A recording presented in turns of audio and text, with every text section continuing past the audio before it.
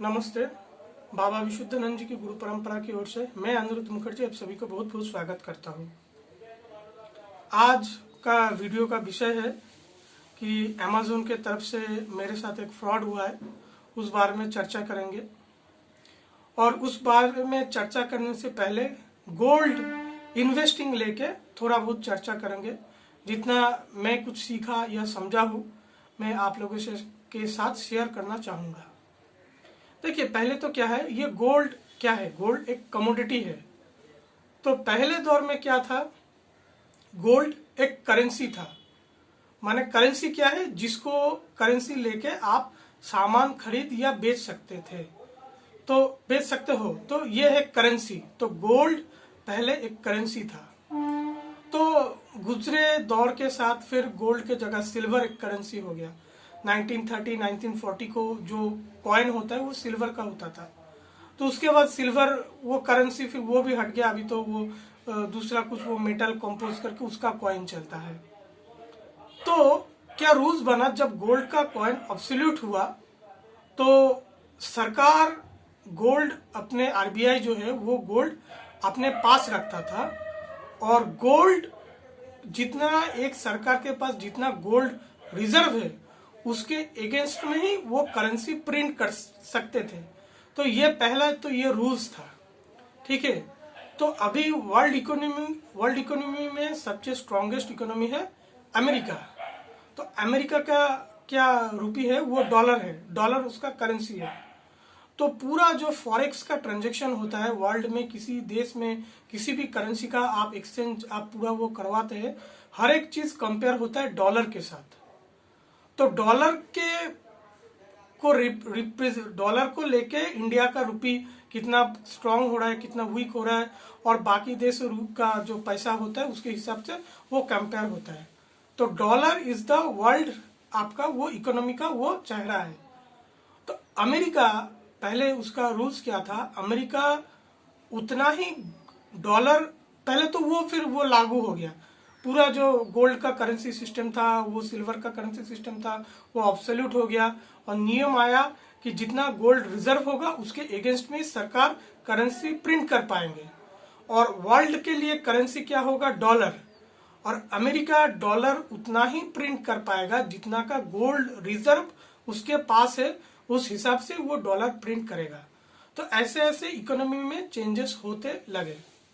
फिर अमेरिका कुछ सालों बाद ऐसा रूल्स अमेरिका ने लागू कर दिया, क्योंकि अमेरिका तो सबका बाप है, तो बाप का तो सब कुछ शासन चलता है। तो उन्होंने ऐसा रूल्स ऐसा जारी कर दिया कि नहीं, अभी अमेरिका खुद से डॉलर वो प्रिंट कर सकता है। ऐसा जरूरी नहीं है अमेरिका के पास कितना भी वो गोल्ड है उसी के हिसाब से उसको डॉलर प्रिंट करना है। नहीं, ये नियम हट गया। अब से अमेरिका जितना भी चाहे डॉलर वो प्रिंट कर सकता है। और डॉलर के हिसाब से फिर वर्ल्ड का बाकी वो सब करेंसी का जो वो वैल्यू है वो उठापटक होता है।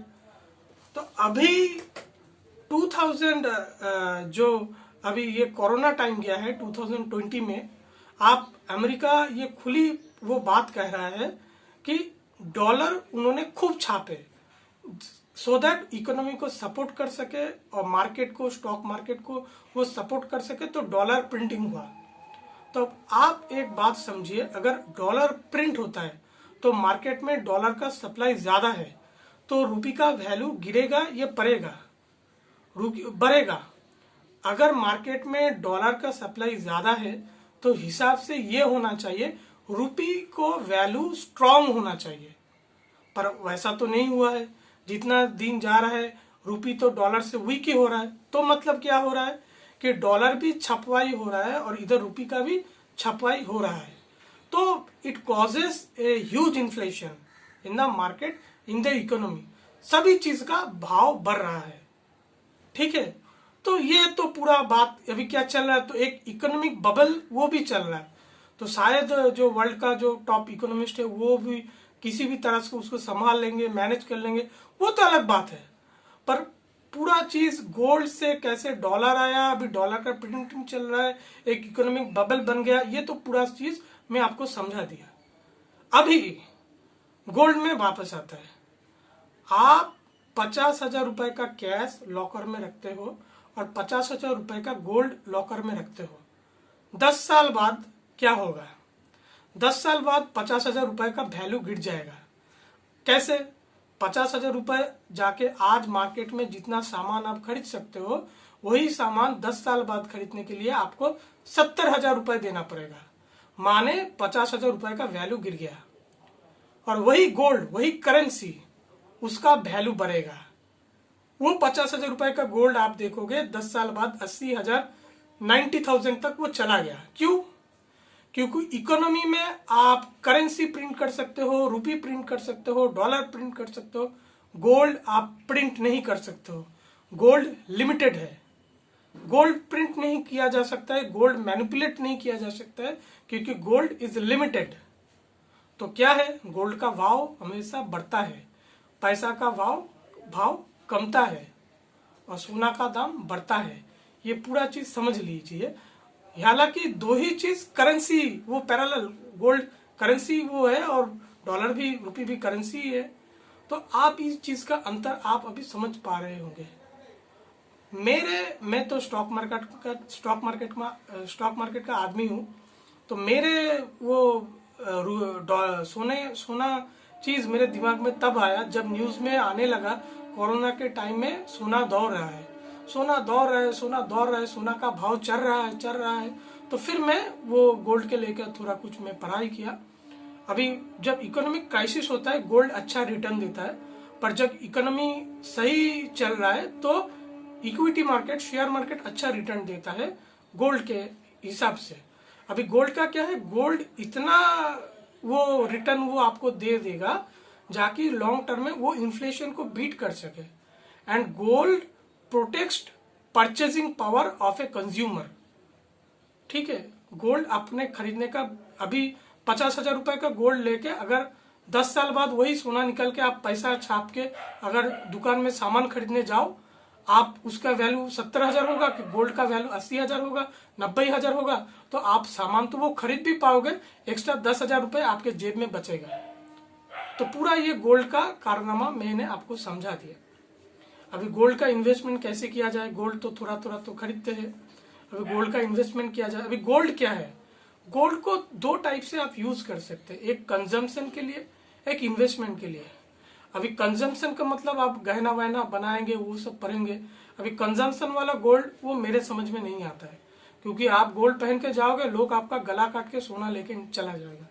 और गोल्ड तो मैं घर पे भी नहीं रखता, लॉकर में रखता हूँ। बता दिया ना, तो ये वीडियो देख के डाकू लोग आ जाएंगे मेरे घर में, बता देना सेफ रहता है। तो मेरे घर में गोल्ड कुछ नहीं रहता है। तो मैं गोल्ड कंजम्पशन का भी कोई बात नहीं, क्योंकि चोरी चपाटी हो जाएगा, वो सोना भी ले जाएगा, आपको मार के भी जाएगा, परवाह नहीं करता है जो लोग ये सब छीनने के लिए आते हैं। तो गोल्ड इन्वेस्टमेंट के लिए आता है। तो अभी गोल्ड इन्वेस्टमेंट क्या है, गोल्ड इन्वेस्टमेंट के लिए आप कॉइन खरीद सकते हो, आप बार खरीद सकते हो, फिजिकल गोल्ड खरीद सकते हो, गोल्ड बॉन्ड खरीद सकते हो, गोल्ड ETF खरीद सकते हो, गोल्ड म्यूचुअल फंड में पैसा डाल सकते हो, डिजिटल गोल्ड खरीद सकते हो। अभी बहुत सारे ऑप्शंस अवेलेबल है। अभी कुछ कहेंगे जो ये सोना का गहना जो कंजम्पशन के लिए मैं खरीद रहा हूँ उसको ही तो एक तरह का इन्वेस्टमेंट हो गया, वैसा नहीं है। क्योंकि गोल्ड जब कंजम्पशन के लिए खरीदते हो, सोना का 100 रुपए भाव है, 100 रुपए भाव के ऊपर वो प्योरिटी का तो अभी स्ट्रिक्ट रूल्स हो गया, तो वो मैं बाद में आता हूँ। तो वो 100 रुपए के भाव के ऊपर वो मेकिंग चार्जेस लगाएगा, 10%, 12%, 15% वो मेकिंग चार्जेस लगाएगा, 3% GST लगाएगा। माने 100 रुपए का सोना आपको पहले ही 15%, 20% वो चला गया, उसके ऊपर फिर फ्यूचर में आपको प्रॉफिट आना है। तो इसलिए 20 रुपए 15 रुपए का लॉस तो पहले ही पकड़ लो। तो इसलिए कंजम्पशन वाला गोल्ड को आप इन्वेस्टमेंट में घुसा नहीं सकते। शायद कुछ प्रॉफिट तो आपको आखिर में मिल ही जाएगा, गोल्ड कभी नुकसान दे के नहीं जाता है। खैर, तो वो कंजम्पशन को आप इन्वेस्टमेंट पकड़ के नहीं चलेगा तो अच्छा रहेगा। तो इन्वेस्टमेंट लेके क्या है, गोल्ड ETF परचेज कर सकते हो। गोल्ड बॉन्ड में पसंद ज्यादा करता हूँ, क्योंकि गोल्ड बॉन्ड में वो सरकार के सोवरेन गोल्ड बॉन्ड इशू होता है, तो उसको लेके आप उस पर 2.5% का इंटरेस्ट भी कमाते हो। और बॉन्ड जो होता है वो सेफ होता है, क्योंकि गोल्ड, फिजिकल गोल्ड लेने का समस्या क्या है, वेट का समस्या है, प्योरिटी का समस्या है, उसको रखने का समस्या है, चोरी हो सकता है, ये सब कुछ है। तो फिजिकल गोल्ड में उतना फेवर नहीं करता हूँ, हालांकि आपके पोर्टफोलियो में थोड़ा बहुत फिजिकल गोल्ड होना चाहिए।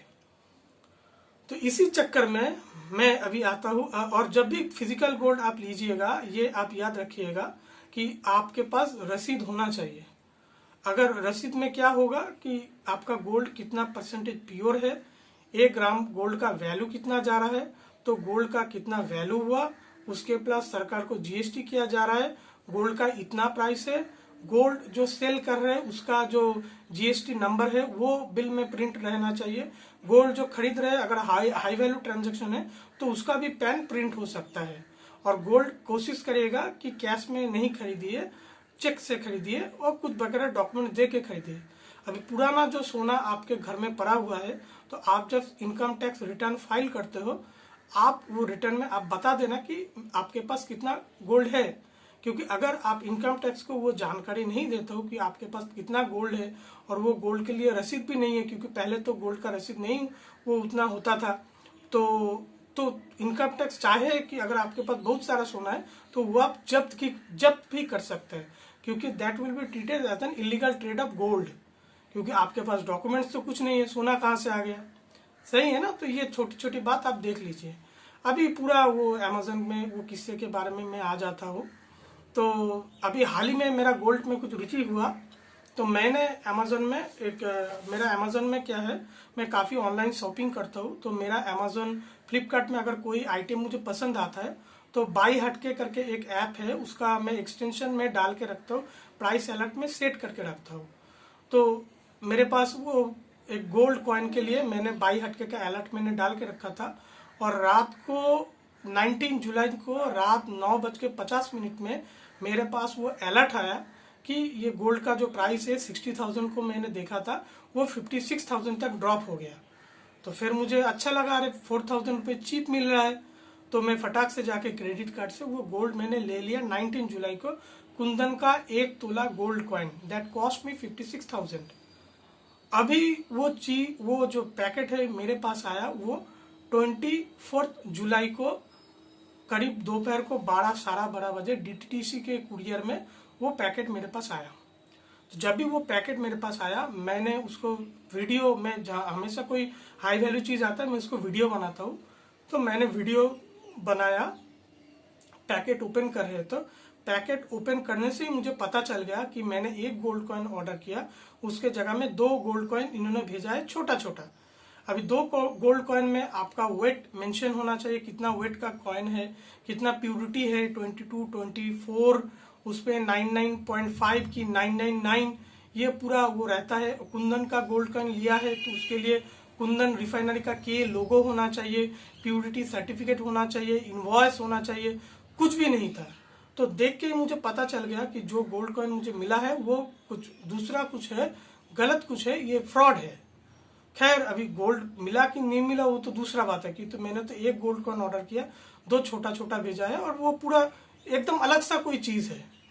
तो फिर मैंने अमेजोन में वो सेलर को मैंने मैसेज किया कि आपने मुझे गलत प्रोडक्ट भेजे हैं। तो उन्होंने मुझे रिप्लाई किया कि हमारे ओर से कोई कुछ नहीं है, मैंने वो पूरा चीज़ को वो इनकार कर दिया। 24 जुलाई को within 30 minutes I message the seller, तो वो पहले तो वो इनकार कर दिया। तो उसके बाद मैंने फिर अमेजोन के कॉल रिप्रेजेंटेटिव से बात किए और फिर पूरा चीज़ उनको बताया। तो उन्होंने फिर से सेलर को मैसेज किया, तो सेलर इस बार मुझे बताया कि नहीं, हम लोग मेरे साइट पे मैं चेक कर रहा हूँ। तो अभी बारी बारी में क्या हो गया, मैं ट्विटर में अमेजोन को हेल्प के लिए पूछा, तो उसका भी बोले आप इनसे बात कीजिए, इनसे बात कीजिए, ये लिंक में क्लिक कीजिए। तो उधर जाके मैं रिप्रेजेंटेटिव से बात कर रहा हूँ, सोशल मीडिया टीम से मैं मेल कर रहा हूँ। सेलर ने एक बार मुझे बताया ये 30 डेज का प्रोसेस है, एक बार बोलिए आप पेशेंस रखिए। और अमेजोन को मैं बता रहा हूँ कि नहीं देखिए मेरे पास ये वीडियो है, ये प्रूफ है, जो अमेजोन से मैं खरीदा वो LMT ज्वेलर्स कह रहा है। मेरे पास जो ऑनलाइन ऑटोमेटिक इन्वॉइस जो होता है, ऑटोमेटिक इन्वॉइस मैंने डाउनलोड किया, उसमें लिखा हुआ MK ट्रेडर्स। पैकेट जो पार्सल आया है उसके पीछे नाम लिखा है कुंदन किशोर, और सेलर का जो मोबाइल नंबर वो लिखा हुआ है, उसको मैं कॉल बैक कर रहा हूँ, बता रहा है इनवैलिड। तो पूरा चीज़ मैंने उनको बारंबार मेल किया और अमेजोन वाले ने मुझे कहा कि मैं बहुत हम लोग बहुत दुख प्रकाश करते हैं, आपके साथ ऐसा घटना हुआ, ठीक है हम लोग देख रहे हैं, आप 24 आवर्स रुकिए, 48 आवर्स रुकिए। कभी कभी वो सेलर को वो मैसेज भेजते, सेलर कहते पेशेंस पेशेंस। तो मुझे पता नहीं, मेरे पास सब कुछ प्रूफ है, पर अमेजोन वाले मेरे बात सुने ही नहीं। माने वो एक कुछ घटना को उनको रटा दिया है और वही रटा हुआ चीज़ वो लोग मुझे बता रहे हैं और मुझे डेट वो खींच रहा है। मेरे पास हर एक मेल का कॉपी है। मैं देखा जो Amazon doesn't bother about the buyer side. Amazon क्या एक इंटरमीडिएटरी है, बायर और सेलर का इंटरमीडिएटरी है। अभी अमेजोन में जो सेलर लिस्टेड होता है, अमेजोन का उसके तरफ से कुछ रिस्पॉन्सिबिलिटी बनता है, क्योंकि मैं तो वो सेलर से नहीं खरीद रहा हूँ ना, मैं तो अमेजोन से खरीद रहा हूँ। तो अमेजोन का रिस्पॉन्सिबिलिटी रहता है कि बायर को इंसाफ मिले। तो अमेजोन तो मेरे तरफ कोई ध्यान ही नहीं दिया। तो काफ़ी 2-3 रात में सो नहीं पाया, काफ़ी मेरे लिए वो था टेंशन वाली बात। तो 4 अगस्त मेरा बर्थडे था, तो अमेजोन ने सुबह मुझे फिर एक मेल किया कि आप सेलर से बात कीजिए कि क्या किया जाए। अरे मैं सामान खरीदा अमेजोन से, बात क्यों सेलर से करूं? और मैं तो पहले से ही पता वो चीटर है, मेरे पास पूरा प्रूफ है। मैं लैपटॉप में अपना एक फोल्डर बनाया जिसमें मैं पूरा एकदम कॉपी कॉपी करके पूरा डॉक्यूमेंट्स पूरा एकदम अच्छे तरह से केस में बना के उधर में रखा हुआ। ये क्या झोल झपाटा हुआ है। हालांकि वो चीज़ मेरे कुछ काम में नहीं आया। तो इसलिए मेरा एक आध्यात्मिक मित्र है जिसको मैं 4 तारीख रात को मैंने बात किया, पूरी चीज़ उनको व्हाट्सएप में भेजा कि अगर वो किसी भी तरह से वो मुझे मदद कर पाए। तो उन्होंने मुझे बोला ठीक है, मैं 24 घंटे के अंदर मैं आपको अपडेट देता हूँ। अभी 5 तारीख तक उन्होंने कुछ अपडेट नहीं दिया, 6 तारीख तक भी उन्होंने कुछ अपडेट नहीं दिया है। अगर वो चाहते थे वो मुझे मदद कर सकते थे, फिर अगर हो सकता है वो काफ़ी व्यस्त है। खैर, तो मैं उनको एक बार ही रिक्वेस्ट कर सकता हूँ, दूसरी बार रिक्वेस्ट में नहीं कर सकता, क्योंकि मैं अपना इज्जत तो नहीं है पर बाबा विशुद्धानंद जी का गद्दी का इज्जत है। तो इसलिए मैं दोबारा किसी को रिक्वेस्ट नहीं कर सकता, क्योंकि मैं हमेशा ये कोशिश करता हूँ कि बाबा विशुद्धानंद जी का नाम कभी खराब ना हो, इसको मैं किसी भी तरह से एक्सप्लॉइट ना करूँ। तो वो 48 आवर्स में भी वो दोस्त ने मुझे कुछ बताया नहीं। तो फिर आज मैं 7 अगस्त को मैं गया ज्वेलर के पास, मेरा जो लोकल ज्वेलर है उसके पास गया, 50 रुपये लिए मेरे से और मशीन में डाल के उसका टेस्टिंग किया। 2 कॉइन उन्होंने भेजा है, वो तांबे और पीतल का है, उसमें कुछ सोना नहीं है, कुछ भी सोना नहीं है। तांबे और पीतल का 2 छोटा छोटा कॉइन वो भेजे है। अभी ऊपर से वो पैकेट चढ़ा हुआ था तो देख के आप तो समझ नहीं पाएंगे, और वो पैकेट में खोला भी नहीं था। तो अभी तो 6 तारीख तक 6 अगस्त तक मुझे कोई हेल्प कहीं से भी नहीं मिला। पहले मदद क्या है, खुद को मदद करो। मैं काफ़ी कोशिश किया, अमेजोन से मेल किया, ट्विटर किया, रिप्रेजेंटेटिव से बात किया, हर कोई मुझे घुमा रहा था। अपने दोस्त को कहा, खैर कुछ लाभ तो नहीं मिला। ज्वेलर के पास गया तो जो मुझे मिला है वो पूरा तांबे और पीतल का कॉइन, माने जो 56,000 रुपीज़ मैंने पे किया है वो टोटल 0 है। आज का ये घटना में आप लोगों से मैं बात कर रहा हूँ। तो मुझे मेरा दिल इतना बैठ गया कि मैं आज दोपहर को खाना खा रहा था, खाना तो मेरे गले से उतर नहीं रहा था। फिर भी धीरे धीरे मैं चीज़ों को, मैं अभी भगवान के गुरु का ऐसा नहीं है कि आप आध्यात्मिक जीवन हो और आपके साथ सब कुछ अच्छा हो। ऐसा भी हो सकता है कि आपके साथ भी कुछ गलत हो जाए, और उसी दौरान में ये परीक्षा रहता है कि आप आपके गुरु के ऊपर कितना भरोसा रखते हो। गुरु के लिए प्यार, स्वार्थ प्यार होना नहीं चाहिए, स्वार्थी प्यार रहना नहीं चाहिए कि सब कुछ अच्छा होगा तो गुरु को प्यार करते हैं, भगवान महान है, गुरु महान है, कुछ गलत हो गया तो फिर गुरु गलत है, ऐसा नहीं है। तो अभी मेरे हाथ में भी कुछ करना नहीं है, तो अभी गुरु के भरोसे ही मैं बैठा हूँ कि गुरु बाद में हिसाब सब कुछ ठीक कर लेंगे। और मैं कंज्यूमर फोरम में भी जा सकता था, पर अमेजोन क्या है, वो बहुत बड़ा कंपनी है, तो उनका भी लीगल सेल वगैरह रहता है, लीगल सब। तो वो केस को इतना घुमाएंगे ना, आखिर में पॉसिबिलिटी वही रहेगा कि वो लोग मुझे गलत ठहरा देंगे कि मैं सोने का चोरी किया हूँ, उन्होंने कुछ सही आइटम भेजा है और मैं उनके ऊपर कुछ गलत इल्ज़ाम लगा रहा हूँ। तो खैर, तो इसलिए मैं कंज्यूमर फोरम में नहीं गया, क्योंकि वो भी 2-3 साल का चक्कर हो सकता है और वो भी केस को घुमा सकता है। साधारण सा आदमी हूँ, अभी इतना झमेला कौन वो लेके चले। तो कंज्यूमर फोरम में भी नहीं जा रहा हूँ। बस ये चीज़ मैं आपके साथ शेयर किया। मैं अब से ऑनलाइन में कुछ खरीदने वाला नहीं हूँ। थोड़ा बहुत अगर कुछ खरीदना होता है तो वो कम वैल्यू का ही रहेगा, क्योंकि पहले मैं I was a huge shopaholic on online platform. I use to shop on Flipkart, Amazon. कुछ भी जरूरत होगा ऑनलाइन ऑर्डर करो, ये मेरा वो चीज़ था। तो अभी वो चीज़ तो बंद हो जाएगा, मैं दुकान से ही कुछ खरीदूंगा। क्योंकि जो घटना मेरे साथ हुआ है, जो दर्द मैंने झेला है, मुझे दुखी देख के मेरे परिवार वाले ने जो दर्द झेला है, वो तो मैं कभी भूल नहीं सकता। आप विश्वास नहीं करेंगे, मैं ऑनलाइन में एसी खरीदा हूँ, फ्रिज खरीदा हूँ, टीवी खरीदा हूँ, मोबाइल खरीदा हूँ। इतना विश्वास करता था, इतना हाई वैल्यू ट्रांजैक्शंस मैंने किया है, मुझे कभी नहीं लगा कि ये मेरे साथ हो सकता है। और at the end of day अगर ये हो भी मेरे साथ रहा है, मैं देखा अमेजोन मेरे साथ खड़ा नहीं हुआ, वो सेलर के पीछे वो पड़ा हुआ है। पता नहीं ये क्या इसका एक्सप्लेनेशन है। ठीक है, एक बार भी अमेजोन मेरे पास पूरा प्रूफ है, बार बार कह रहा हूँ, वो मेरे तरफ वो देखे ही नहीं।